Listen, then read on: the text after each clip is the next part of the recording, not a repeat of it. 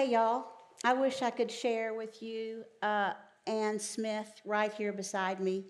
I met her a number of years ago when I was teaching in Fort Worth, Texas, at her church a couple of times a year. And after about 3 times together, she decided that she really wanted to contribute to topics that I would speak on. And lots of people have done that, not so helpful. Ann Smith was gold every time. But the more I talked about what she sent me, the bossier she got. So I get a note from her, an email, and she said, Suzanne, I just heard of the 4 mantras. They're from the Basque peoples who share space adjacent one another in France and Spain. And you need to learn these and you need to teach them. And they were show up, pay attention, tell the truth, and don't get attached to the results. It's my theory that the best way to invite people into whatever I want to talk about is with storytelling. And so I'm going to tell you some stories that go with each one of those. The first, show up. You know, y'all have all shown up here, but I can't really see you. So I don't know if you're listening to me or if you're kind of, playing tic-tac-toe on your hands. I don't know what you're doing. But I know that when I show up for somebody else and they sort of show up for me, I can tell when they're not listening. We all can, right? We have these 9 grandchildren, and when they want our attention, the little ones, they'll put their hands on our faces like this and make us listen to them. I sometimes do that with my husband, Joe, as well. It's fairly effective. He's an Enneagram 9, if you know the Enneagram, and they're so easily distracted. So I thought, show up. I want to work with that. I guess showing up has to do not with just doing what's yours to do, but also knowing what is not yours to do. And my experience in showing up for the things that are not mine to do is that it didn't go very well. I'm a pastor's wife, as you heard. I'm not exactly put together just perfectly to be a pastor's wife. I'm spicy and hard to wrangle, but I've done a pretty good job. And there's a thing about pastors' wives. I don't think it is rolled over into female pastors' husbands, that we have an extra gene. And that gene means that we play the piano. We love Vacation Bible School. And we love to work in the church kitchen. I didn't figure that was mine to show up for because I teach adult Sunday school. And, not many people want to do that, and I do.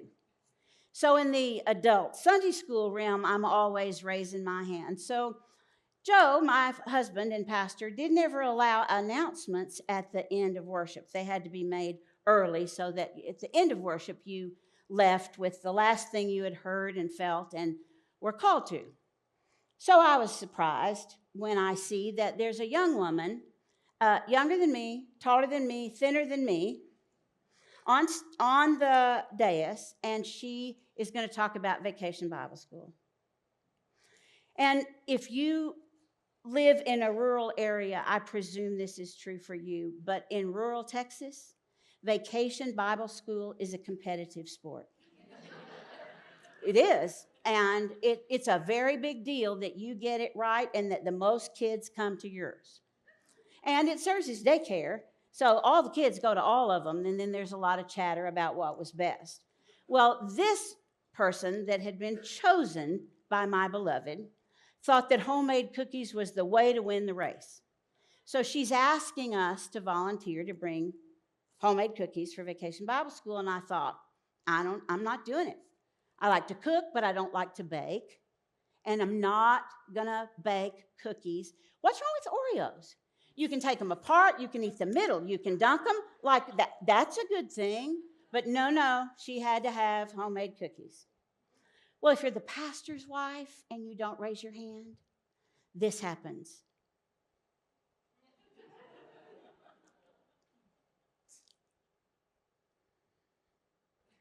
I raised my hand. By the time I got to my car, I hated this woman.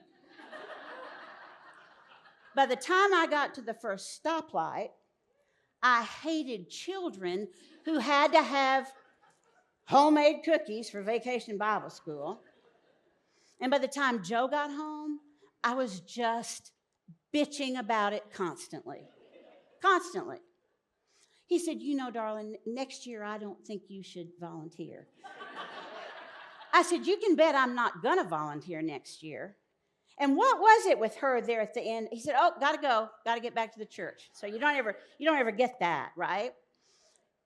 So I baked my cookies, but a little hate baked into each one. And I put them in my Tupperware container. And if you've ever dealt with the women who have the gift for being in the church kitchen, you know that if you sign up to bring 36 of something, they count. And they want to know that you did it. So I masking tape my name on the bottom of my Tupperware container and take them to the church. The next year, there she was again. I thought I'd made myself very clear about that. And they all looked at me, and I raised my hand, and so it went. Until in the United Methodist Church, we're appointed, so we were appointed to another church and on our way. Thankfully.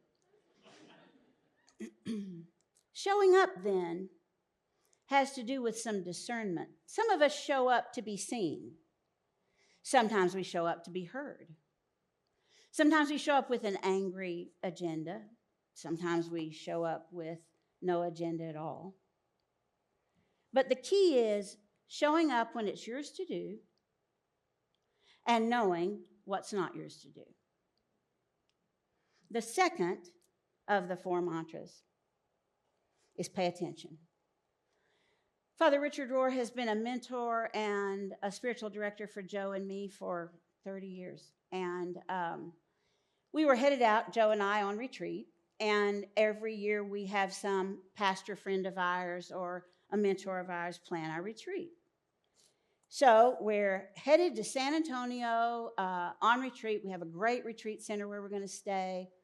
And I'm aware that Father Richard Rohr has planned our retreat that year. And the title of it is The Spirituality of Subtraction.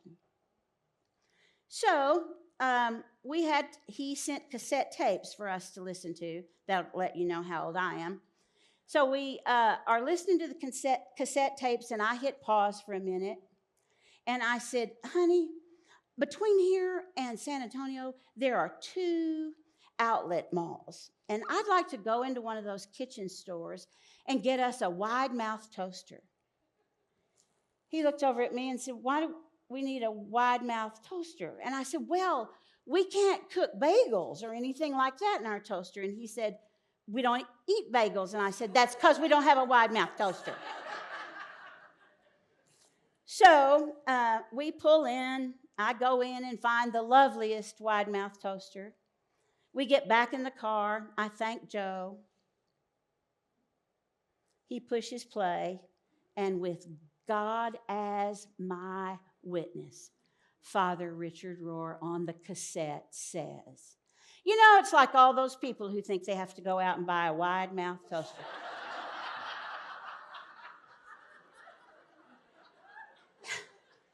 Sometimes I feel like the cards are stacked against me a little bit.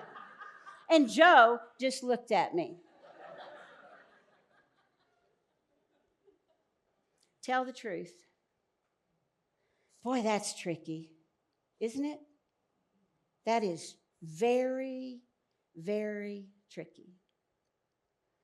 We can omit things, and that's not really being honest. I've argued for a while that it's kind of like telling the truth.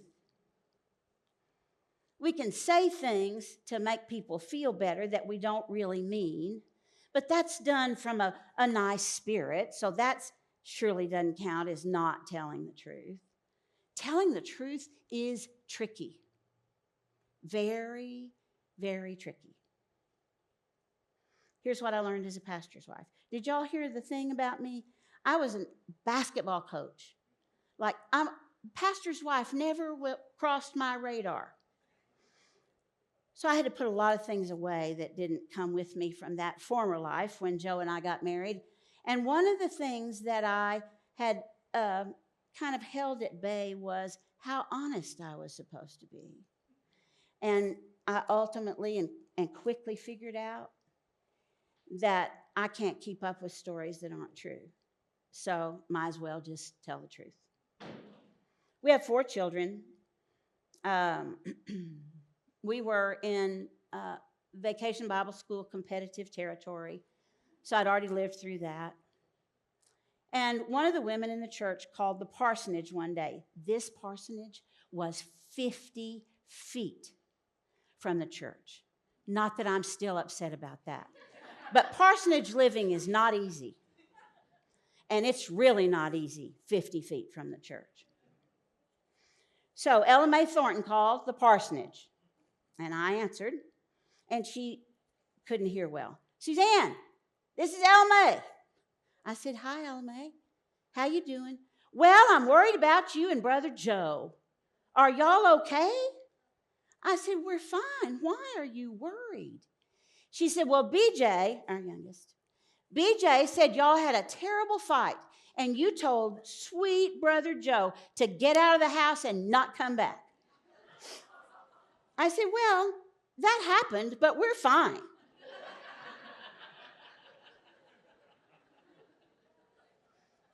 I think one of the things we've learned in ministry over these years is that if we're honest about the things that are hard to be honest about, it opens the doors for other people in our world to be honest about those same kinds of things. And aren't relationships really made up out of that? Like, relationships have to do with knowing somebody and trusting somebody and having somebody to share your heart with and your secrets.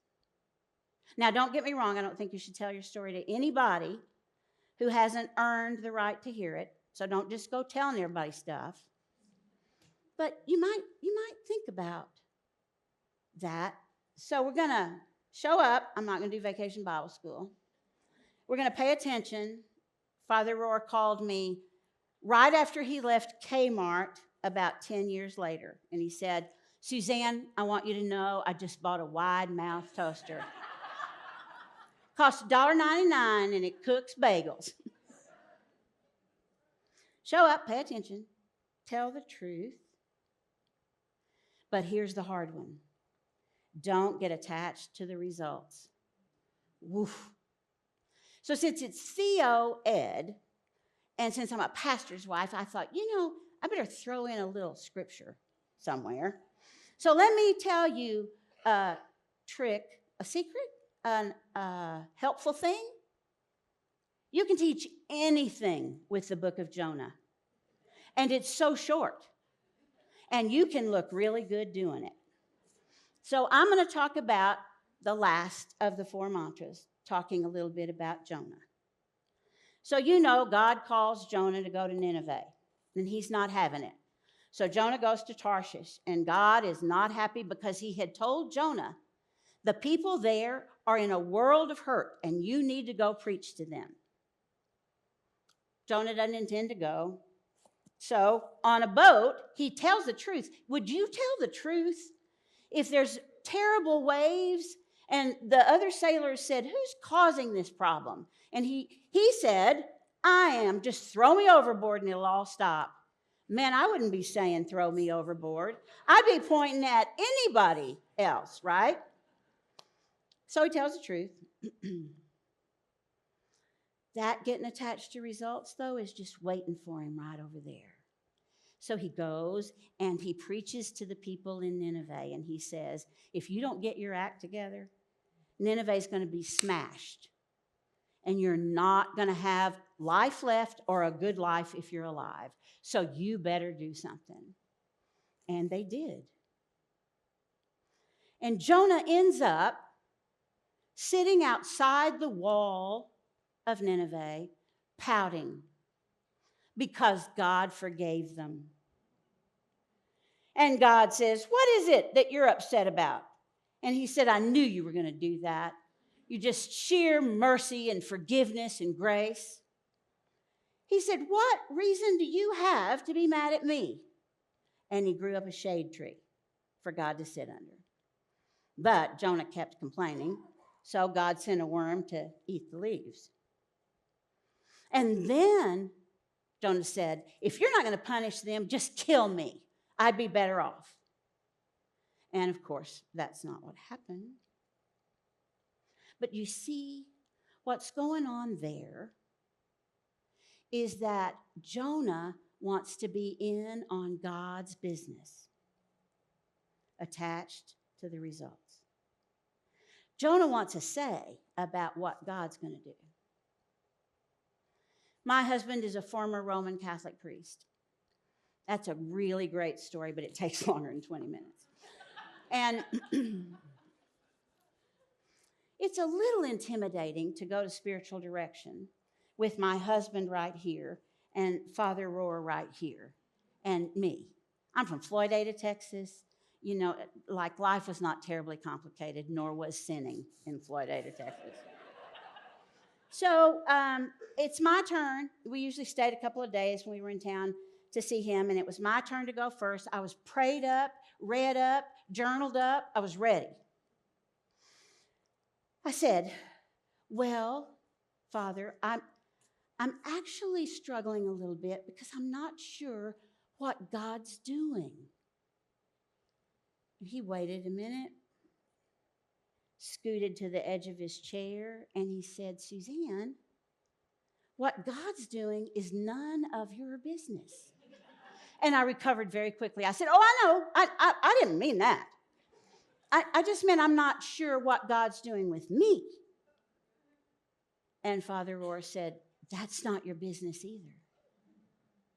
I know. Do y'all feel bad for me? A little bit. Surely you do. A little bit. Attaching to the results will get you every time. But let me tell you what happens if you don't attach to the results.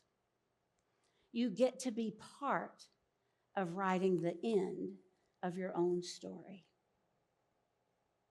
It's not easy to show up. It's not easy to pay attention. It's not easy to tell the truth, and it's excruciatingly difficult to not be attached to the results. I kind of feel like I've shown up, and I paid attention, and I told the truth.